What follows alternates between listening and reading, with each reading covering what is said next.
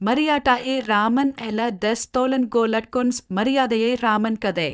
மரியாதை ராமன் வாழ்ந்து கிட்டு வந்த ஊருல ஒரு சந்தை இருந்துச்சு. அங்க ஒரு எண்ணெய் வியாபாரியும் மாவு வியாபாரியும் வியாபாரம் செஞ்சுக்கிட்டு வந்தாங்க. அந்த எண்ணெய் வியாபாரி அசந்து இருக்கிற சமயத்துல அந்த மாவு வியாபாரி என்ன வியாபாரி வச்சிருந்த காசை எடுத்து தன்னோட வச்சுக்கிட்டான். இது தினமும் நடந்துகிட்டே இருந்துச்சு. தன்னோட வியாபாரத்துல வர்ற வருமானத்தை கணக்கு பார்த்தப்பாதான் அந்த எண்ணெய் வியாபாரிக்கு இது புரிஞ்சிச்சு. உடனே மரியாதை ராமன் கிட்ட போய் முறையிட்டாரு. அந்த என்ன வியாபாரி மறுநாள் சந்தைக்கு வந்த மரியாதை ராமன் மாவு வியாபாரிய பார்த்து விசாரிச்சாரு. அதுக்கு அந்த மாவு வியாபாரி தான் எந்த காசையும் எடுக்கலன்னு சொல்லி அழுத்தான். அவனோட பேச்சு நம்பாத மரியாதை ராமன் ஒரு பானையில நிறைய தண்ணி கொண்டு வர சொன்னாரு. உடனே ஒரு காரங்க ஒரு பானை நிறைய தண்ணி கொண்டு வந்தாங்க.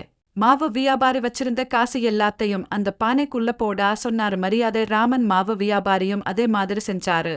அப்பத்தான் அந்த நாணயத்துல இருந்த எண்ணெய் எல்லாம் தனனுக்கு மேல மிதக்க ஆரம்பிச்சுச்சு. மாவு வியாபாரி சம்பாதிச்ச காசுல எண்ணெய் ஒட்டி இருக்க வேண்டிய அவசியமில்லை.